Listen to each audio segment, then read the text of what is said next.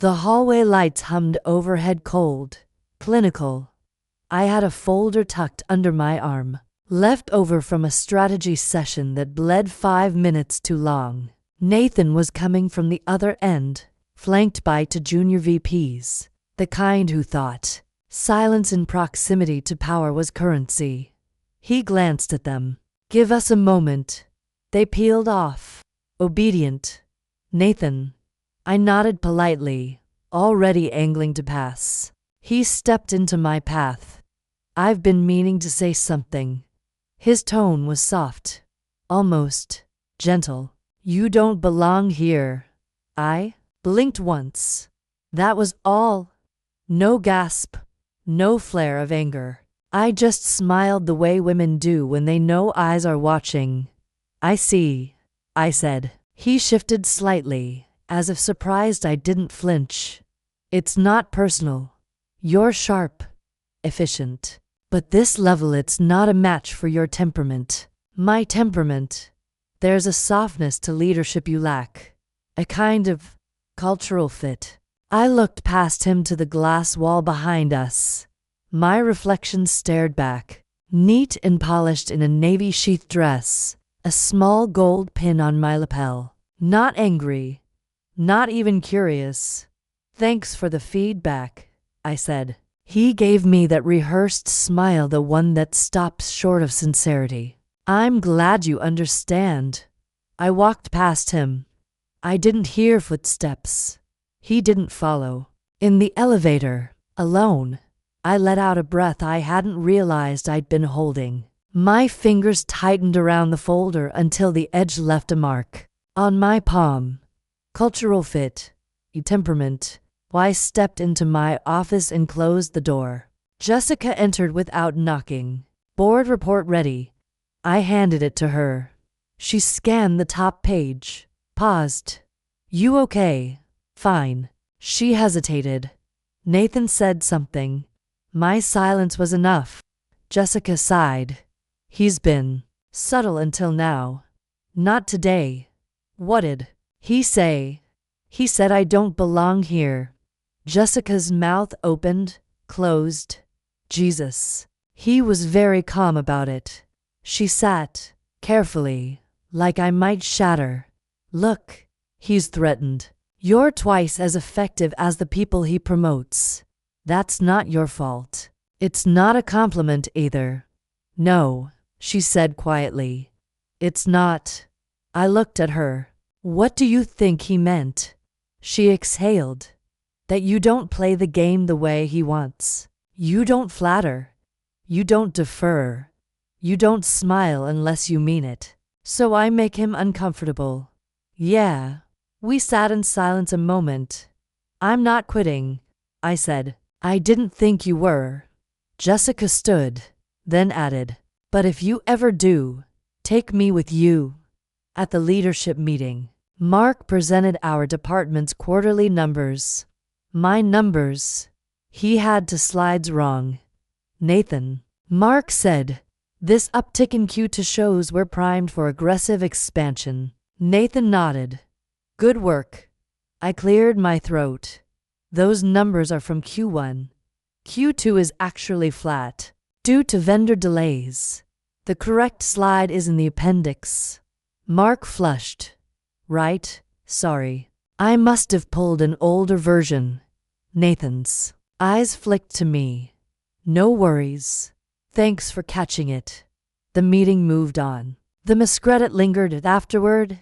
In the hallway, Mark caught up. "Sorry about the slide thing. Totally my mistake. Make sure it's right next time," I said, turning into my office. He didn't follow. That evening, I replayed the moment, Nathan's words, in the quiet of my apartment. No wine, no music, just the clean, surgical sound of memory slicing through silence. "You don't belong here. Not you're failing. Not you're wrong. Just misplaced. Like a chair in the wrong room. A hand in the wrong meeting." My eyes drifted to my bookshelf. Bottom shelf, left corner. The leather notebook I used during my MBA. margins scribbled with notes on strategy and silent power. I pulled it out. A blank page. A pen. Title: Alternatives. By Friday, I'd stopped speaking in meetings unless required. I watched Nathan more closely, who he praised, who he cut off. His compliments were currency, but his dismissals, that's where the real patterns lived. Jessica knocked once. Entered. He's naming Mark interim director while you're on leave. I'm not on leave. You are now, she said. Effective Monday. I said nothing. She sat across from me, tired. I tried. I really did. I know. I think he's baiting you, hoping you'll lose it. I smiled. That would make things easier for him. Exactly. I folded my hands. Then don't give him that. Monday morning, I arrived early. My nameplate was gone. Jessica met me in the lobby. He reassigned your office. You're in the south wing now. The one with no windows. She nodded. I smiled. Of course. She handed me a key card. I shouldn't be doing this. I know. Don't stay long today. Just enough to show face. I will. She squeezed my hand. I'm sorry. I looked at her, not unkindly. Don't be. I walked to the south wing. The hallway smelled of fresh paint and new carpeting, corporate signals of dismissal disguised as renovation. Inside the new office, there was a desk, a chair, and a view of the parking garage. I sat, opened my laptop, and typed 3 words into a blank document. He was right. Then I added for more. Not in the way he thinks. By noon, I had a list. Vendors I had brought in. Clients I had negotiated personally. Metrics only I tracked. People who still came to me with questions even when I wasn't supposed to answer. I opened the second tab. Corporate real estate listings. The third. Legal structures. I stared at the screen. Then, slowly, I smiled. You don't belong here. He was right. I never did. Because I was never meant to take what he gave. I was meant to build something he couldn't control. And I'd already started. Asterisk, asterisk, asterisk, asterisk. The boardroom smelled like lemon oil and expensive egos. I watched Mark fumble with the presentation remote. Q3 growth initiatives, he said, clicking to a slide I had built from scratch. Our momentum relies on unified cross-team execution. Jessica's eyes flicked toward me, then back to the screen. After the meeting, she caught up. You all right? I'm fine. He used your deck. I gave it to him. You gave him 3 versions. And he picked the worst one. She sighed. He's not ready. That's why Nathan loves him. In the break room, Mark stood at the espresso machine, sleeves rolled up like a man pretending to have earned a long day. Hey, he said, flashing the smile I taught him to use in negotiations. Thanks for those notes. Presentation went well. Next time, don't skip slide 6. Yeah. He looked away. I wasn't sure it supported the narrative. It supported the truth. Right? I poured hot water into my tea. Don't build a story you can't defend. He leaned against the counter. Look, I know it's weird. What's weird? He hesitated. Being promoted over you. Then why'd you say yes? Because Nathan offered. And you thought I wouldn't. You wouldn't have played it the way I did. No, I wouldn't have lied. Later that day, Jessica appeared in my doorway. Close the door, I said. She did. He's taking credit now, I said. Not just the work. The thinking. I noticed. How long have you known that Nathan was grooming him? A while. You said nothing. You already knew. I looked at her. That's not the same. No, she admitted. It's not. She sat down. You built him, and he sold the blueprint. She shook her head. He doesn't have your spine. He doesn't need it. He has Nathan. I stayed late. Empty offices, muted lights, silence. I opened my old performance files. My name beside launch after launch. My words in email chains now attributed to others. Jessica reappeared, coat draped over one arm. You ever go home? Sometimes. She stepped in. You thinking about leaving? No, I don't believe you. I'm not angry. That's what scares me. The next morning, I called Mark into my office. He hovered in the doorway like a student afraid of the principal. Sit. He obeyed. Do you want to be good at this? I asked. He blinked. I think I already. You're not. Not yet. He sat up straighter. Then helped me. I did. And I'm grateful. Stop. Gratitude isn't a currency I accept. He swallowed. So what do you want? I want you to be better than this. I thought I was playing the game. Then play it without my name in your mouth. At lunch, Jessica joined me on the patio. He looked shaken. She said, Good. Don't get cold. I'm already there. She picked at her salad. What are you planning? Nothing. Yet. Don't let them make you small. I looked up. They already did. She reached across the table. Then grow somewhere else. That night, I drafted a chart, not company structure, power structure, influence, leverage, debt, allegiance, where people ate, who they texted, who they copied, who they didn't, the real architecture. Then I drew a second version, mine clean, direct, accountable, not a replica, a replacement.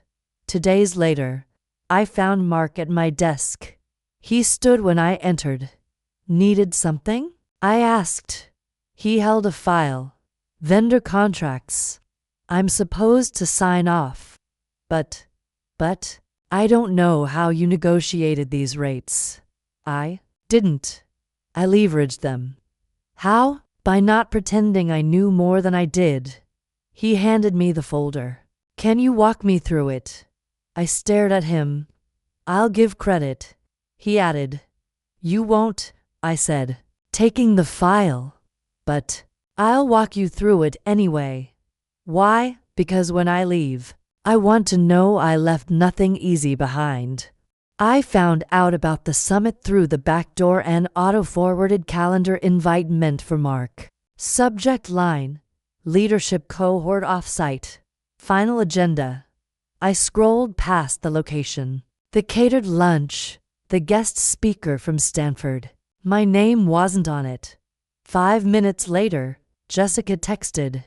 You weren't invited. I'm sorry. Also, Mark is presenting. Followed by. They're grooming him. Nathan's words. Not mine. At 11:42, Mark leaned against my doorframe with a paper cup. Heading out early tomorrow. Offsite thing. Leadership summit. He blinked. Yeah. How'd you? Calendar mix-up. Oh. Well? He shrugged. It's just team building stuff. Vision alignment. Nothing major. You're presenting.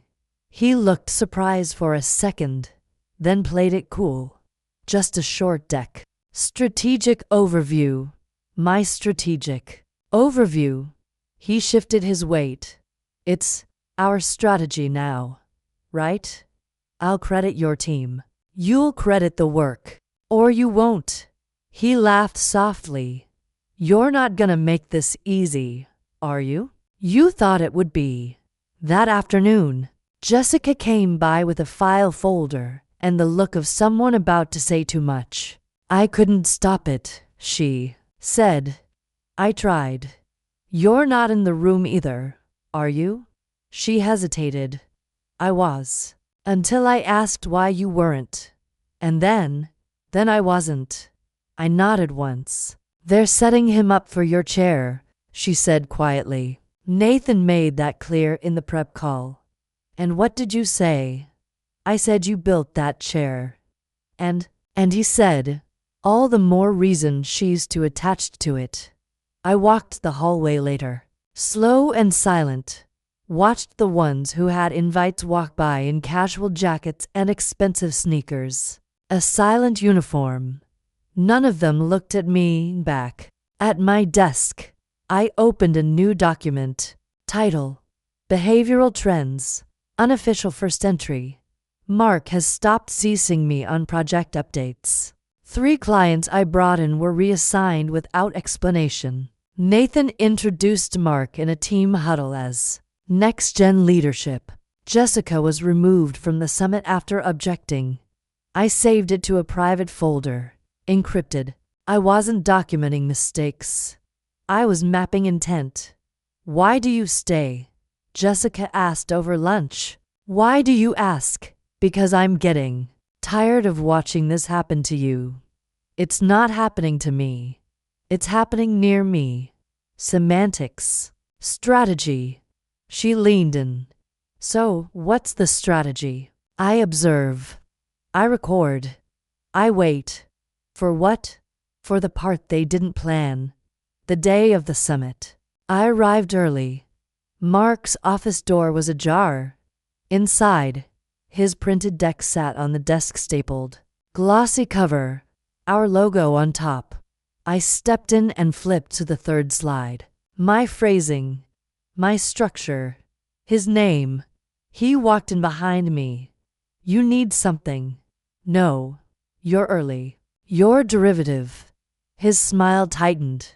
Is this jealousy?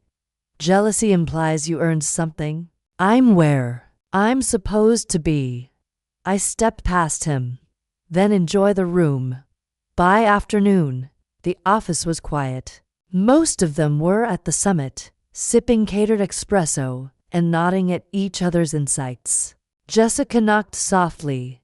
Missed the action? I asked. Don't care anymore. She closed the door behind her. He's struggling, she said. I heard from the AV guy. Got flustered during the Q&A. He'll recover. He'll also keep going. I turned my monitor toward her. The document was still open. She read the header. You're keeping notes. I'm collecting evidence. For what? For options. She exhaled. Do you need help? Yes. I'm in. You looking for inconsistencies. In finance. It started with a missing invoice line. A $12, $300 consultation fee for a vendor we no longer used. I stared at it for a full minute, then pulled the archived folder. The same vendor had been phased out 9 months ago, but the payments had continued small enough to be overlooked. Patterned. Repeating. By the time I cross-checked 5 quarters, the number had grown. Not just one vendor. 3. Always under Nathan's approval code. Always labeled just vaguely. Enough to pass. I sent a single-line message. You still owe me a favor. Meet me tonight? The response came in seconds. Where? Elena wore a navy hoodie and jeans. Her badge looped into her belt. She sat across from me in the corner booth at bar. Finch, to laptops between us. Our voices low. You sure about this? She asked. Yes. And you want me to mirror the archive? Quietly. I need full access time-stamped communications. Version history. The works. She raised an eyebrow. What are in integrity? She sipped her club soda. Nathan. I don't need confirmation. I need documentation. She leaned in. You planning to go nuclear? No. Then what? Strategic combustion. Elena smiled, just slightly. I'll need 36 hours. You have 24. The next morning, she pinged me at 6:12 a.m. Node cloned. Drive clean. No BACKTRACE. I walked into the office with a coffee in hand and 3 firewalls between me and the source server. My laptop blinked once as I entered Elena's signal. Inside my private drive, everything waited. Contract scans, approval trails, metadata logs. I clicked open a folder labeled Client 7D.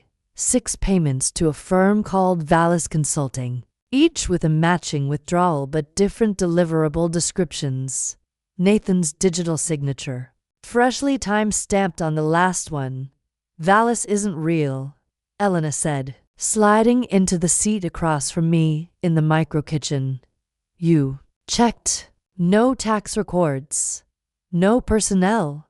The domain was purchased last year. You want to guess who set it up? Let me. She passed me her phone. A domain registration. The contact name was hidden behind a proxy. Scrubbed. Elaborately. But not enough. Meaning, the proxy email links to a burner account that was used once to set up a delivery to Nathan's personal address. I exhaled. He's bold. He's protected. Big difference. I met her eyes. Can you replicate the trace without alerting IT? She gave me a look. You insult me. That afternoon, I watched Mark stumble through a client onboarding call. He had no idea he was selling services paid for twice. I stepped into the hallway. Elena joined me by the printer. I found another shell, she said under her breath. Different name. Same pattern. Money laundering. Could be. Or it's just straight up embezzlement. And legal doesn't see it. They're either complicit or blind. Pick your poison. I nodded. Send me the full breakdown. No names. Just the paper. You sure you want it that clean? I'm not building a case. I'm building leverage. Jessica found me at sunset. Lights low in my office. You've been quiet, she said. Busy. You're avoiding the usual channels. Maybe the usual channels stopped working. She closed the door. What are you doing? Due diligence. Jessica's voice dropped. You're onto something, aren't you? I turned the screen slightly. She read one line, one amount, and blanched. He approved this. Personally. She sat down. This could ruin him. I nodded and she swallowed. What are you going to do? Not yet sure. She looked at me. You're not calling the board? No. The press? No. Jessica leaned forward. Then what? I looked up. I'm going to wait until the structure leans hard enough, and I'm going to remove one beam. That night, Elena and I met again underground garage, passenger side of her car. She passed me a drive. Encrypted, triple key, passwords the year you stopped playing nice. I smirked. You remember that? I was there. I thought. You didn't like conflict. I don't. But I like justice. I held the drive. If this gets traced back, it won't. And if it does, she met my eyes. I was never here. I spent the next 4 hours tagging anomalies. Nathan's network wasn't just sloppy, it was confident. That's what undid most men in power. They assumed structure meant safety by 2:30 a.m. I had a playbook. I didn't want exposure. I wanted options, and now I had them. The unit next door had been vacant for 6 months. One-way glass, soundproof walls, high ceilings forgotten by the agency that outgrew it. I stood in the middle of the space and ran my hand across the edge of an old drafting table. It smelled of old ink and dust. It felt available. No signage. Noah asked, flipping through the contract. None. Mail forwarding. Yes. To the box I gave you. And the entity name. Vera A. Holdings. Nevada registered. He nodded, approving. Very clean. It needs to be. He paused. You're not buying this to flip it. No. You're setting up something. I am, he lowered his voice. And if your name comes up, it won't. He studied me. You don't rattle easily. I don't rattle at all. He smiled. I'll wire the keys by Friday. By Monday, I had the lease, the title, and a blank canvas. Elena met me inside. Hoodie zipped to her chin, laptop in hand. First impression? I asked. No one will suspect anything important happening here, she said. Perfect. She walked the perimeter.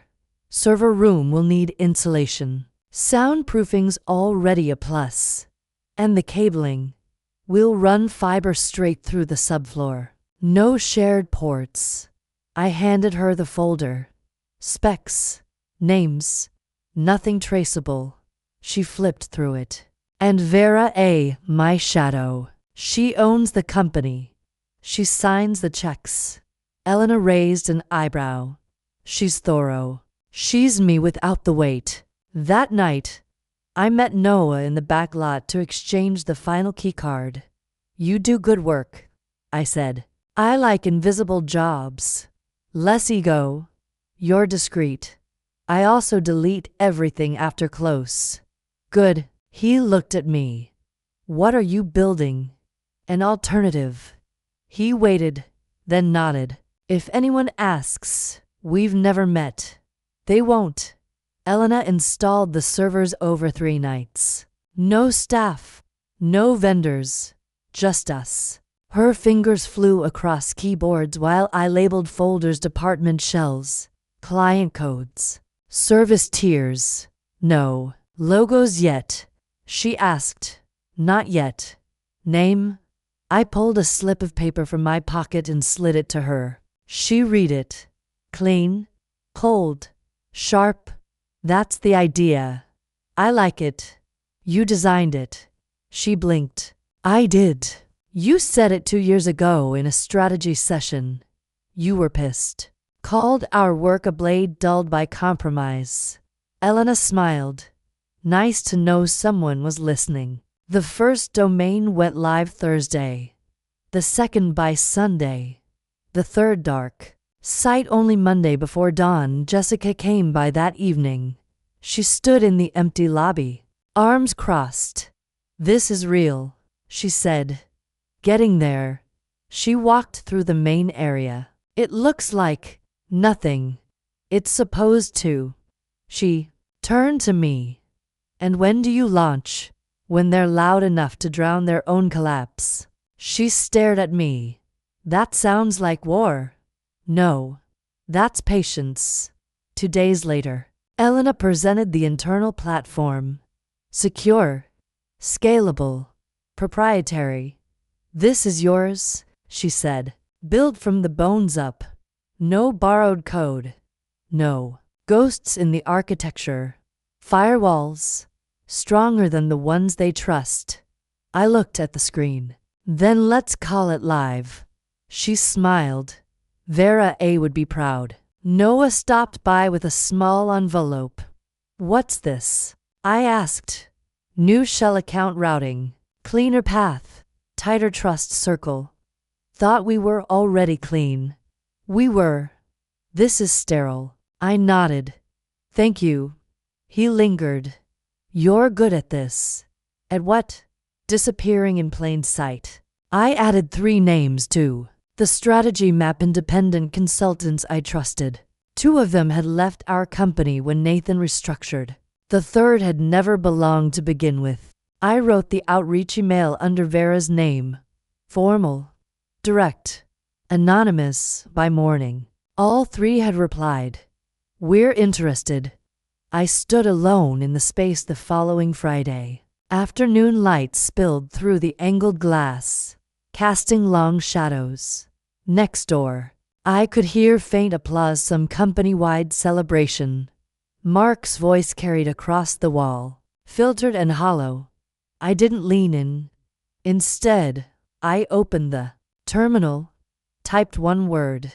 Initialize. The system responded. Welcome, Vera. Asterisk asterisk asterisk. The coffee shop was neutral ground, quiet, upscale, unbranded. No logos, no paper trail. I arrived early, took the corner table, and waited. The first client came alone. No assistant. I didn't think you were still with them, she said. I'm not here representing them. Then who? Something new. She tilted her head. You've always been careful, and now I'm precise. She smiled. All right, show me. I opened the folder. Clean branding, lean framework, no names, just values, transparency, custom autonomy, no forced bundling. She nodded slowly. Nathan's pitch is always volume and speed. I'm offering clarity and trust. Her fingers drummed on the table. How soon can you start? Client depicted a wine bar, dim and deliberate. He brought his coup. I assume this is private. The coup asked. Entirely. No pitch deck? The client asked. No, I said. Just a conversation. Go on. I helped build your first analytics module. Do you remember? You stayed on the call after hours, he said. 12 revisions. You didn't blink. I remember. What's this about? Structure. Values. I'm creating a model that prioritizes integrity over scale. The coup snorted. Sounds idealistic. It's not. It's efficient. Fewer layers, smarter oversight. The client leaned in. Does Nathan know? He will. Eventually. He looked at the coup. We've been talking about leaving. We've been talking, the coup said. Not acting. The client turned back to me. How quiet can you be? As quiet as you need. The third client asked to meet in his office after hours. He closed the blinds himself. You're the first person I've ever seen walk out of Nathan's circle without bleeding, he said. I'm not bleeding. You're building something. Yes, he crossed his arms. Does it compete? It corrects. He considered that. That's dangerous. For him. Why are you coming to me? I brought you in. I know what you value. And I'm replicating it. He smiled. You always did speak like a tactician. I speak like someone who's ready. He was quiet a long time. When can we transition? Next quarter. Clean. No noise. He nodded. Send terms through your proxy. I'll read them tonight. The next morning, I passed Nathan in the elevator. Early day. He asked. Just productive. He nodded. Mark said you've been keeping to yourself. I've had time to think. Well, I'm sure that's useful. The doors opened. He stepped out first, still thinking he was ahead. The email went out at 7:02 a.m. Nathan, thank you for the opportunity. I'm resigning effective immediately.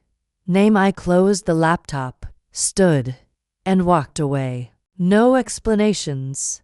No goodbyes. By 8:30, my office phone rang. Twice. Then stopped. By 9:10, a message from Jessica. He's calling it a personal sabbatical. Mark looks confused. Nathan looks pissed. By noon, my inbox was locked. I didn't need it. At 1:22, Nathan sent a meeting invite. Subject: transition planning time, 3 p.m. Location: Executive Conf. I clicked decline. 10 minutes later, his assistant called. He'd appreciate a brief conversation. I've said what I needed to say. He believes that's not true. It is. Mark's text came at 4:03. What happened? Are you okay? I stared at it, then hit delete. At 5:14, Elena sent a photo. The plaque had just been mounted outside the new office door. Aurelia, Private Strategy Lab underneath. CTO, Elena Marchesi replied with one word. Begin. That evening, my phone rang. Nathan, I answered. I'd prefer not to guess, he said. You should get comfortable with it. Was it compensation? Title? We could've. No. Then what? I chose a different ceiling. He paused. You built something. You're not wrong. He exhaled. Why the silence? Why not negotiate? I wasn't negotiating. You left leverage on the table. No. I took it with me. He was quiet. You've made things complicated. Only for you. I gave you a seat, and I brought my own chair. He laughed, short and nervous. You'll regret this. I haven't yet. He hung up the next morning. I unpacked a shipment 30 onboarding kits. Black matte folders, crisp linen stock, a clean mission card. Elena looked over my shoulder. You're really doing it. We are. She smiled. Nathan emailed me this morning. What did he say? That I should reconsider working with whoever you've aligned yourself with. I raised an eyebrow. Did you respond? Yeah. I said I was the alignment. The lobby smelled like fresh paint and possibility. Elena handed me a tablet. First 3 clients. All confirmed. I nodded. Outside. A delivery van pulled up. New furniture. New rules. New beginning. Asterisk, asterisk, asterisk, asterisk, asterisk. The call came on a Tuesday morning. Blocked. Number. I let it go to voicemail. 5 minutes later, a follow-up email arrived. From Kara Singh. Subject. Inquiry regarding corporate payments. Hi. I'm a journalist with the Ledger. I've uncovered some discrepancies tied to vendor accounts under Nathan Cole's authorization. Would you be willing to talk? Off the record? I met her at a bookstore cafe downtown, near the law school. She was younger than I expected, late 20s, crisp notebook, chipped blue nail polish. Thank you for meeting, she said. I'm not a source, I replied. Of course. I'm just fact-checking. I gestured to her folder. What do you have? 3 shell vendors. 6-figure payments. No proof of service delivery. All signed by him. Digital signature. Time-stamped. Recurring patterns. And, what are you missing? Proof they were fraudulent. I sipped my coffee. They were clever about metadata. Not clever enough. I leaned in slightly. Try the secondary archive. Finance folder. Subfolder named R&D planning. That's where the files drift. Kara blinked. That's not indexed. Exactly. She opened her notebook. You're not confirming anything. I'm suggesting where to look. She paused. Why? Help me. I believe in transparency. She watched me carefully. Did you leak the originals? No. But you had them. I saw them. She scribbled a note, then looked up. Will you go on record? No. Background? Fine. But if you quote me, I'll deny it. Karen nodded. Understood. The story dropped 6 days later. Ledger exclusive. CEO funneled company funds through fake consulting firm. Nathan's face led the piece. Clean headshot. Subtle panic in the eyes. Kara had done her homework. Corporate registries. Invoice breakdowns, cross-reference time-stamp logs. No anonymous sources. Just facts. I read the article twice, then closed the browser at 10:07 a.m. Jessica called. Did you see it? Yes. Did you know it was coming? Roughly. She exhaled. Nathan's losing his mind. Is he denying it? Internally. Publicly, no comment. And the board? Scrambling? She lowered her voice. Are you behind this? Not directly. Jessica went silent. Then, you knew this would happen. I knew it could. And you let it. I gave someone directions. She did the walking. You played this well. I didn't play. I prepared.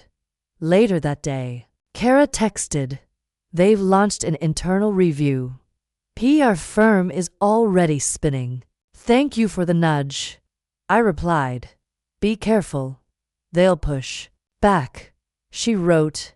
I don't mind pressure. I mind silence. At 4:41, Nathan sent an email to staff. Unfounded speculation. Internal matter. Full cooperation by 5:15. 2 clients had publicly paused contracts by 6 o'clock. 3 more requested audits. I stood by the office window as the sun dropped, watching the city fold into evening. Behind me, Elena murmured, Did you expect it this fast? No. But you're ready. I nodded. She stepped beside me. Is he finished? Not yet. But he's bleeding.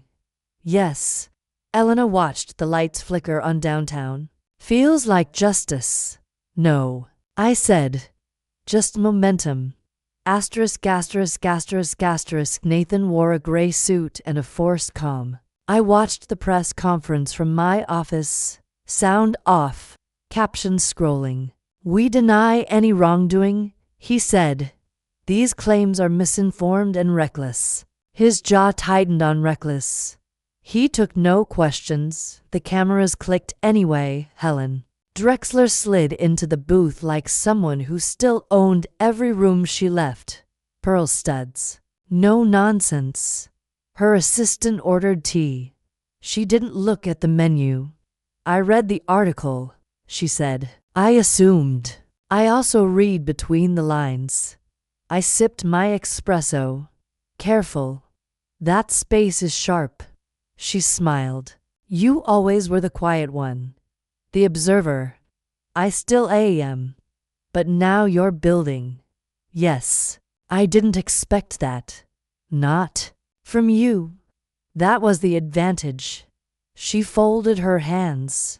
Are you behind the leak? I'm behind the structure that made it inevitable. Helen nodded, approving. Subtle.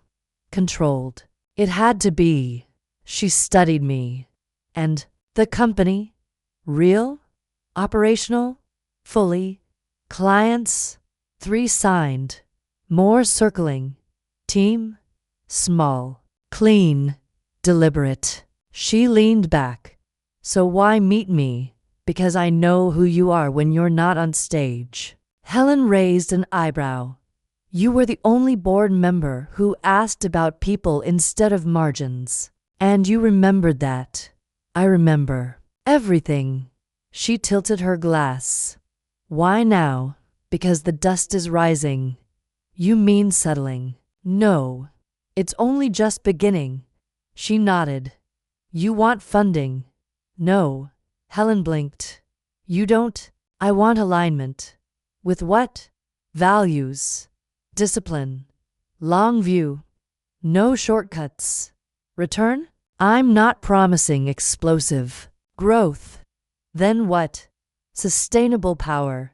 Intelligent risk. Ethics as architecture, not PR. Helen smiled. That's rare. That's the point. She tapped the table twice. Walk me through the offer. Minority equity. No board seat. Strategic advisor role. You get early entry. And control? You won't need it. You're that confident. I'm that prepared. Helen narrowed her eyes. And Nathan still thinks I wanted his job. What did you want? Options. She nodded slowly. And now, influence. Without the noise. Her assistant returned with the check. She waved it away. I'm in. I paused. Just like that. Helen leaned forward. You spent years building quietly. No burnouts. No scandals. No missteps. Then you vanished, took 3 clients, and reemerged with a silent brand and a sharper voice. That's not luck. That's legacy. I said nothing. She smiled. You didn't need my money. You needed someone who wouldn't slow you down. Yes. Then let's begin. That afternoon, I stood at the whiteboard while Elena mapped system architecture. I told her, we have an investor. She looked up. You brought in Drexler. She offered herself. Why? Respect. Elena smiled. He really didn't see this coming, did he? No. I said, that's the beauty of silence. The building was quiet, late enough that the streetlights hummed, early enough that no one would question why I was still here. I sat at my desk. No laptop, just a pen, a blank page. I wrote his name at the top. Nathan. Then paused. Not out of hesitation, just precision. You were right, the words came easily. Honest. Clean. I didn't belong there. I kept writing. Not because I wasn't qualified. I was. Not because I couldn't play the game. I knew every rule. I just stopped pretending the game was worth it. I leaned back. You wanted loyalty. I gave strategy. You wanted noise. I gave results. You wanted submission. I gave silence. You mistook that for weakness. You always did. The pen moved steadily. I watched men you trusted fail upward while I held the weight. You smiled as they stumbled, and I cleaned their messes. You praised my composure, then punished me for not needing you.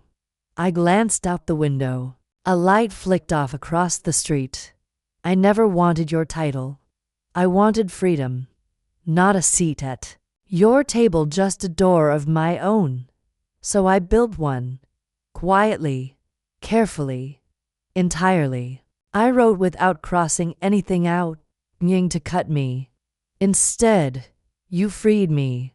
I owe you nothing. Not anger. Not vengeance. No Tayu told me I didn't belong. You were. To explanation. Just this. I paused before the last line. I belong here. I signed nothing. I didn't date it. I folded the paper once. Crisp. Even. Intentional. I slid it into the drawer, next to an old security badge and a flash drive I didn't need anymore. The letter would stay there, unread, UNSENT, exactly where it belonged. Asterisk, asterisk, asterisk, asterisk, smooth. I asked. Smooth enough. HR packets complete. A tall woman in a slate blazer stepped in behind him, followed by a younger man with wireframe glasses and a nervous smile. This is Maren, Elena said, gesturing. And that's Theo. I nodded. Welcome. Maren gave a quick, firm nod. Theo's voice cracked slightly. Thanks. Glad to be here. Noah pulled out a chair. Everyone ready? I stayed standing. The room smelled like new paint and ambition.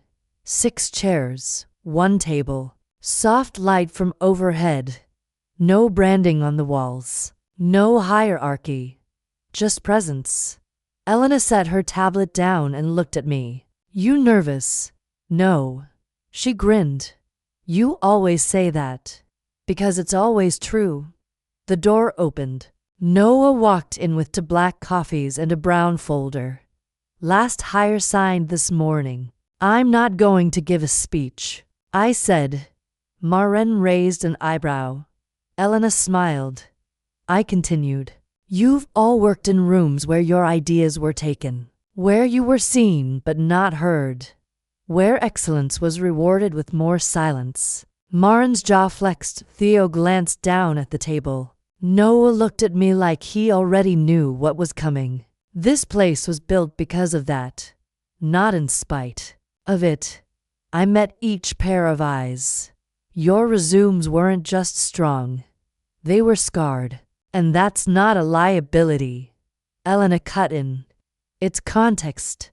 It means you lasted longer than the ones who underestimated you. Theo raised his hand.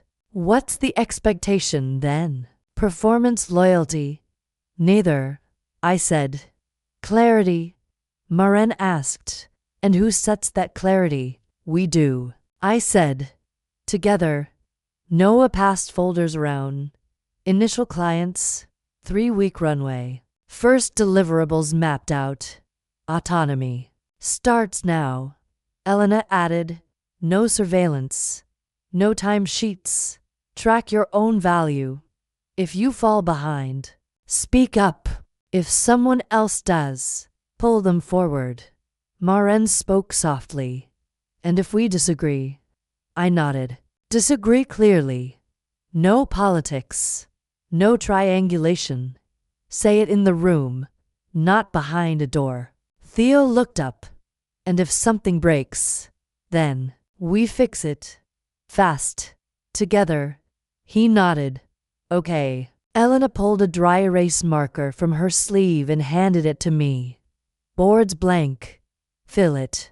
I stepped forward and wrote one word. Belonging. Then I turned around. This is what that looks like. Asterisk, asterisk, asterisk, asterisk. I stood by the window, coffee warm in my hand.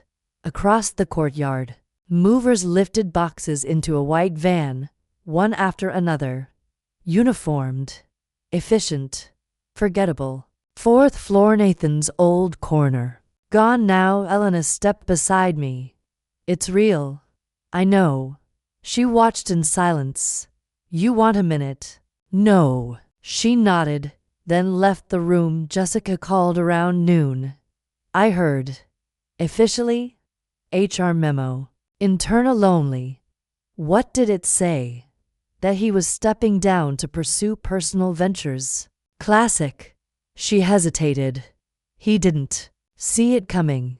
He never looked far enough ahead. Does it feel like you thought it would? No. She was quiet. You did it without fire. I did it with clarity. Jessica sighed. I'm glad you're on the other side. I'm not on the other side, I said. I'm somewhere else entirely. Noah passed me in the hallway later that afternoon. You saw the van. I did. 4 floors up, 18 years down. Do we know where he went? Doesn't matter. He held the elevator door. Peace looks good on you. I didn't answer. He understood by 5. The sky turned silver. Maren tapped lightly. On my door. We signed our 10th client, she said. I turned. Already. Referral came through this morning. No pitch needed. I smiled. People are watching. She hesitated. Do we send a press release? No. Why not? Because we're not performing. We're building. She nodded. Once. Understood. The lights dimmed as the sun dropped. I stood at the window again. Same view. Different weight. The movers were gone. The blinds on the 4th floor were closed. I didn't smile, but I felt it steady. Clean. Whole. The peace.